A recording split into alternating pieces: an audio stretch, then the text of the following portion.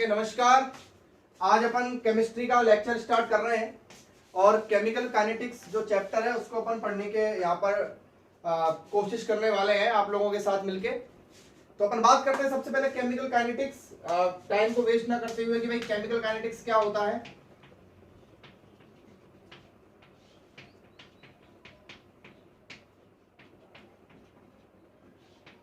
Chemical kinetics, ठीक है। Chemical तो ठीक है, समझ में आता है सर। काइनेटिक्स वर्ड सुना है कहीं आपने? काइनेटिक्स वर्ड सुना है? काइनेमेटिक्स के हिसाब से सुना होगा फिजिक्स के अंदर। काइनेटिक्स का मतलब होता है मोशन। काइनेटिक्स वो ब्रांच होती है जहां पर मोशन की स्टडी करते हैं। किसी भी चीज का मोशन हो, मूवमेंट हो, उसकी स्टडी करना क्या कहलाता है? काइनेटिक्स कहलाता है। तो अपन बात करते हैं केमिकल काइनेटिक्स की। तो chemical kinetics is the branch of chemistry in which we study about the अपन बात करें कि भाई movement of reaction, rate of reaction. तो मैंने एक नई बात बोल दी यहां पर, केमिकल काइनेटिक्स साइंस की वो ब्रांच है, केमिकल काइनेटिक्स केमिस्ट्री की वो ब्रांच है जिसमें अपन रेट ऑफ रिएक्शन की स्टडी करेंगे। रेट ऑफ रिएक्शन की स्टडी करेंगे and factors affecting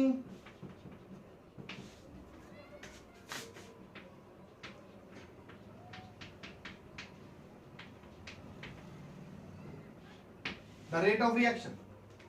chemical kinetics science की वो ब्रांच है जिसमें अपन रेट ऑफ रिएक्शन की स्टडी करते हैं और उस रेट ऑफ रिएक्शन को जो जो फैक्टर्स अफेक्ट करते हैं, मतलब प्रभावित करते हैं, उन फैक्टर्स के बिहेवियर को समझते हैं और उस फैक्टर्स की स्टडी करते हैं कि वो फैक्टर्स जो है वो किस स्टेट में है और वो रेट ऑफ रिएक्शन को किस तरीके से अफेक्ट कर रहा है और रेट ऑफ रिएक्शन को सही तरीके से अफेक्ट कर रहा है या रेट ऑफ रिएक्शन को कितना कम ज्यादा कर रहा है। यानी कि सारी चीजें फैक्टर्स लाइक प्रेशर हुआ, टेम्परेचर हुआ, हीट हुआ, सरफेस एरिया हुआ, इन सारी चीजों के बारे में अपन इस चैप्टर के अंदर स्टडी करेंगे।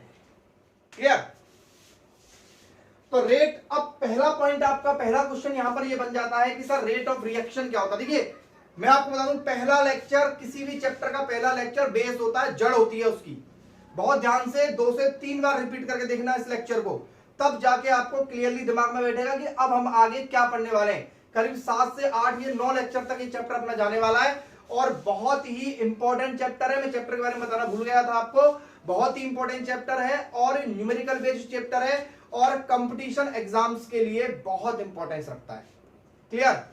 तो अपन बात करते हैं रेट ऑफ रिएक्शन क्या होती है। सबसे पहले अपन बात करेंगे रेट ऑफ रिएक्शन की।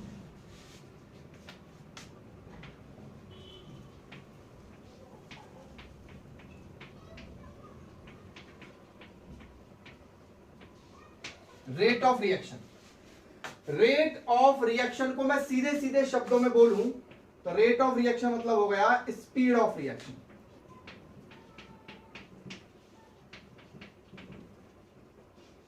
Velocity of reaction, speed of reaction. Clear? देखो रिएक्शन के अंदर क्या होता है, रिएक्टेंट्स होते हैं और रिएक्टेंट से बनते हैं प्रोडक्ट्स। क्लियर? रिएक्टेंट को मैं आगे आर बोलूंगा और प्रोडक्ट को मैं आगे पी बोलूंगा। क्लियर है? रिएक्टेंट से बनते हैं प्रोडक्ट, मतलब रिएक्टेंट्स रिएक्ट करते हैं आपस में और क्या बन जाते हैं, प्रोडक्ट बन जाते हैं। क्लियर है? तो देखिए रिएक्टेंट आपके पास इनिशियल कितना होता है भाई, जब आप रिएक्शन स्टार्ट कर रहे होते हैं तो इनिशिएट अपन बात करें, स्टार्टिंग में बात करें, स्टार्टिंग में रिएक्टेंट कितना होता है आपके पास? सर कंप्लीट जितना अपन लेते हैं उतना होता है, मतलब 100% होता है। क्लियर है? जब धीरे धीरे धीरे धीरे धीरे धीरे रिएक्शन स्टार्ट होती है तो क्या होता है, रिएक्टेंट कम होने लगता है और उसी रेट से, उसी स्पीड से प्रोडक्ट बनने लगता है। इस चीज को बिल्कुल क्लियर करो, रिएक्टेंट कम होने लगता है, रिएक्टेंट कम होता है, प्रोडक्ट बढ़ता है, रिएक्टेंट कम होता है, प्रोडक्ट बढ़ता है और जितनी स्पीड में रिएक्टेंट कम होता है उतनी ही स्पीड में प्रोडक्ट बढ़ता है। क्लियर है? यानी कि अपन बात करें रिएक्टेंट कम होता है, प्रोडक्ट बढ़ता है, रिएक्टेंट डिक्रीज होता है और प्रोडक्ट इंक्रीज होता है। तो रेट का मतलब क्या हो गया, रेट का मतलब हो गया स्पीड। क्लियर है? तो यानी कि यहां पर एक बात का ध्यान रखना, जितनी स्पीड से रिएक्टेंट कम होगा उतनी स्पीड से प्रोडक्ट बढ़ेगा। इस बात को बार बार बता रहा हूं मैं आपको, क्लियर है। और रेट का मतलब हो गया विद रेस्पेक्ट टू टाइम, क्योंकि स्पीड हमेशा किसके रेस्पेक्ट में निकाली जाती है, with respect to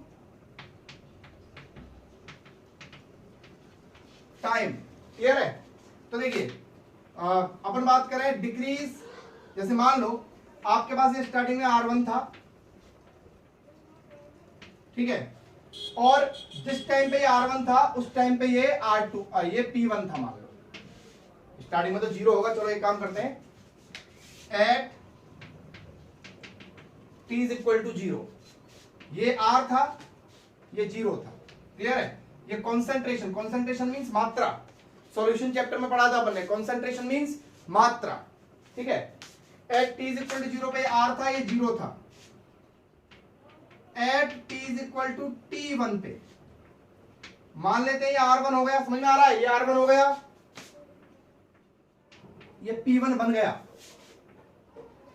eight t is equal to T2 पे बात करें, ये R2, ये P2। अच्छा एक बार बताओ, change in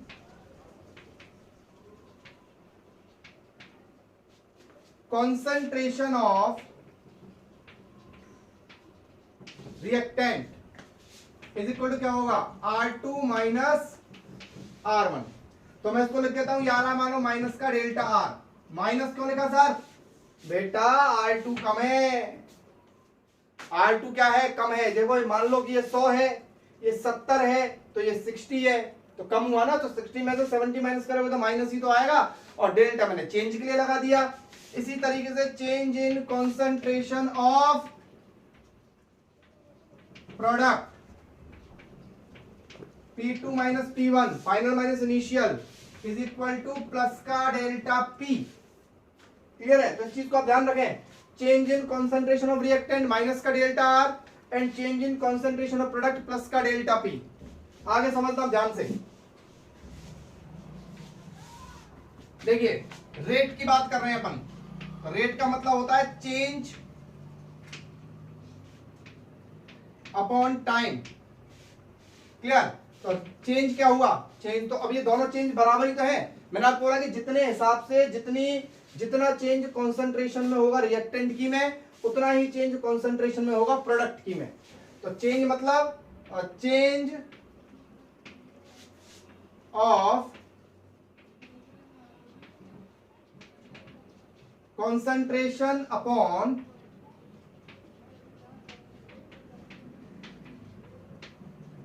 change in time, clear। rate R is equal to change in concentration minus का डेल्टा R, और नीचे मान लो change in time delta T। Delta T मतलब T2 से T1। चेंज इन टाइम का मतलब कितना टाइम में लिया मैंने लिया T2 से T1 में, भाई T1 पे इतनी थी, T2 पे इतनी होगी, तो चेंज यहां लिख देता हूं मैं डेल्टा T, क्लियर। और यहां पे लिख दूंगा प्लस का delta P upon delta T, यानी कि जितना चेंज प्रोडक्ट में होगा उतना ही चेंज रिएक्टेंट में होगा। डेल्टा T दोनों के लिए बराबर है, क्योंकि ये वाला टाइम भी T2 से T1 तक का था और ये वाला टाइम भी T2 से T1 तक के चेंज का था। तो R is equal to minus का delta R upon delta T बराबर plus delta P upon delta T। अब आप समझे रेट ऑफ रिएक्शन क्या होती है। रेट ऑफ रिएक्शन का मतलब होता है change upon time, change of concentration of reactant upon change in time, change of concentration of product upon change in time, clear है। यानी कि चेंज की बात कर रहे हैं, change of concentration upon change in time. तो कॉन्सेंट्रेशन में चेंज देख लिया, रिएक्टेंट और प्रोडक्ट की में माइनस का डेल्टा R प्लस का डेल्टा R प्लस का डेल्टा P, और टाइम में चेंज कितना हो गया, डेल्टा T हो गया, क्लियर है। तो इसके बाद चलिए नेक्स्ट अपन बात करते हैं relation between reaction rate and stoichiometry. Reaction rate तो आप समझ ही गए, change in concentration upon change in time. इसके बाद बात करते हैं relation between reaction rate and stoichiometry. इसका मतलब क्या होता है, देखिए ध्यान से। मान लो एग्जांपल के लिए ले लेते हैं अपन के अपने पास एक रिएक्शन है A प्लस B से बन गया C प्लस D। क्या ये रिएक्टेंट है, क्या है ये प्रोडक्ट है, अब सिंपल सी बात है, ये चीजें तो कम हो रही होंगी और ये चीजें बढ़ रही होंगी, तो क्या लिखेंगे अपन, देखिए d a upon D t, क्या लिखेंगे, d a upon D t. A क्या है, ये ब्रैकेट्स के अंदर जो लिखा जाता है ये क्या होता है, कॉन्सेंट्रेशन, ध्यान रखना। कभी भी किसी भी कॉन्सेंट्रेशन को आप लिखते हैं तो ब्रैकेट्स, ऐसा ब्रैकेट बना देते हैं, उसमें लिखते हैं मात्रा है, ये कुछ भी हो सकता है, 2 मोल 3 मोल 4 मोल 2 ग्राम 3 ग्राम 5 ग्राम, लीटर में हो सकता है, ग्राम में हो सकता है, किसी में भी हो सकता है, क्लियर है। D a upon D T, आगे क्या आएगा बच्चों, बोलो, माइनस आएगा। अच्छा सर डी लिखा, आप तो डेल्टा लिखो। हाँ तो डी और डेल्टा एक ही बात है, तो मैं बता दूं, डेल्टा बहुत माइनर चेंज के लिए होता है और जब अच्छा खासा चेंज होता है तो डी लगा देते हैं, क्लियर है। तो D a upon D T. अच्छा अब देखिए यहां पर एक वर्ड आया स्टोइकियोमेट्री। स्टोइकियोमेट्री का मतलब क्या होता है, स्टोइकियोमेट्री का मतलब होता है कि इनके आगे जो कांस्टेंट लगे हुए हैं, इसके आगे 1 है, इसके आगे 1 है, मैंने सारे 1 1 वाले लिए हैं स्टार्टिंग में, सबके आगे 1 है, क्लियर है। तो 1 वालों के लिए क्या है कि मतलब जितने हिसाब से ये कम हो रहा है उतने हिसाब से ये कम हो रहा है, और जितने हिसाब से ये बढ़ रहा है उतने हिसाब से ये बढ़ रहा है, तो जितने हिसाब से ये कम हो रहा है उतने हिसाब से ये कम हो रहा है, तो बराबर इसकी भी क्या हो जाएगी, माइनस का dv अपॉन dt। इसकी कॉन्सेंट्रेशन भी उतने टाइम में उतनी ही कम हो रही है जितनी इसकी कम हो रही है। क्यों, क्योंकि स्टोइकियोमेट्री बराबर है सबकी, कोफिशिएंट सबके बराबर है, और बराबर इसके बढ़ने की रेट उतनी होगी, प्लस का dc अपॉन dt बराबर dd अपॉन dt। तो इस तरीके से अपन देख सकते हैं, इस तरीके से आपको कोई भी रिएक्शन आती है तो आपको इस तरीके से उसको लिखना होता है। जैसे मैं आपको बताऊं एक रिएक्शन एग्जांपल ले लेते हैं अपन, C प्लस O2 CO2, कैसे लगेंगे, DC अपॉन dt, जितने टाइम में ये माइनस बराबर DO2 अपॉन dt। भाई मैं आपको क्वेश्चन करके बताऊंगा इससे, और यहां पर लिखेंगे plus DCO2 upon dt, clear है। लेकिन सर अगर इनकी स्टोइकियोमेट्री बराबर ना हो तो क्या करेंगे सर, तो देखिए इनकी अगर स्टोइकियोमेट्री बराबर नहीं होगी तो क्या करना है आपको, जैसे मान लो कोई क्वेश्चन आ गया A, ये कांस्टेंट आगे जो लगा हुआ होता है, plus B C plus D, clear है। तो क्या करना है आपको, ये देखो क्या लिखते हैं, D a upon D T, और इसको आगे अपॉन में लगाना है, माइनस का 1 अपॉन ए, क्लियर है, बराबर माइनस का 1 upon b d B upon D t बराबर प्लस का 1 upon c d c upon D t बराबर प्लस का 1 upon d d d upon D t. Example एक और देखो, N2 plus 3H2 gives 2NH3, कैसे लगेंगे, D N2 अपॉन डी टी माइनस बराबर माइनस का 1 upon 3 D H2 upon D t बराबर plus 1 upon 2 DNH3 upon D t. इस तरीके से आपको इनके आगे जो भी चीजें लगी हुई हैं उनको आपको इनके 1 अपॉन में लगा देना है, और इस तरीके से आप स्टोइकियोमेट्री और रिलेशन देखते हो किसके बीच में, रिएक्शन रेट के बीच में। क्वेश्चन लिख दिया मैंने सामने,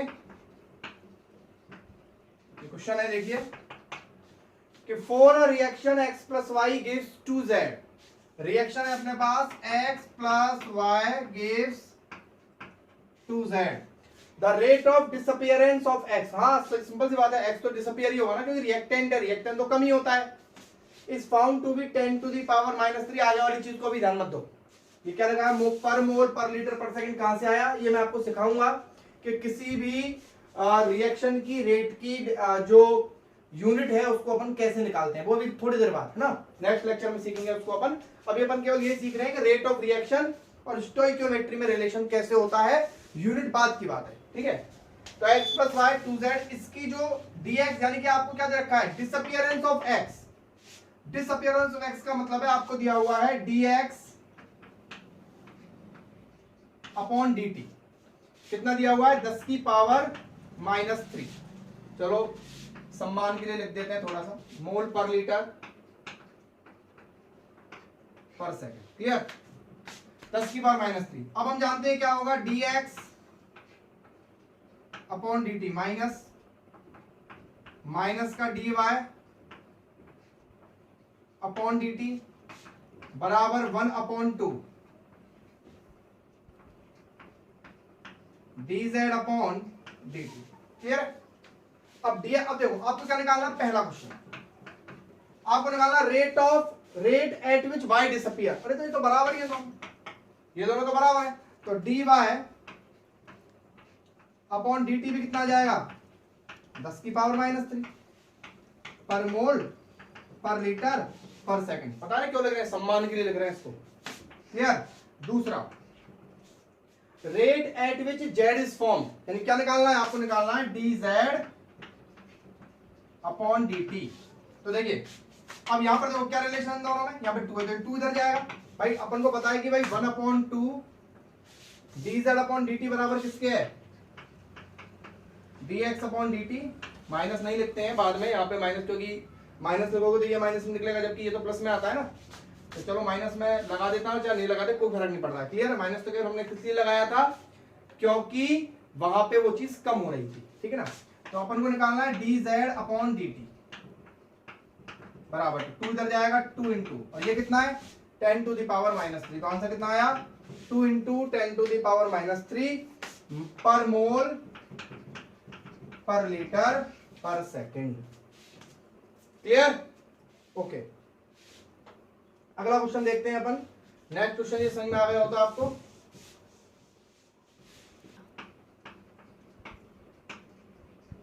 ओके। अगला क्वेश्चन है, for a reaction a + 2b gives 3c। तो रिएक्शन को वापस लिखने का फर्ज बनता है मेरा, a + 2b gives 3c। The rate of formation of c क्या दे रखा है आपको, लिख लो साइड में क्या दे रखा है, आपको दे रखा है dc upon dt। Formation of c आपको dc अपॉन dt दे रखा है कितना, 10 की पावर -2। ये क्या लग रहा है पीछे, सर इसको पहले तो मोल पर लीटर पर मोल के ऊपर माइनस बनता, अब नहीं है। मैं आपको बता दूं कि एक्चुअल में क्या है, ये सारी जो यूनिट्स होती है ऑर्डर के हिसाब से होती हैं। पहले मैं आपको ऑर्डर निकालना सिखाऊंगा, तब जाके आप नेक्स्ट लेक्चर में सीख जाओगे यूनिट लिखना।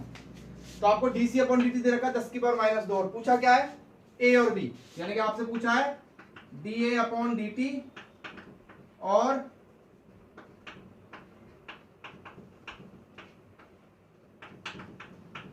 dV upon dt।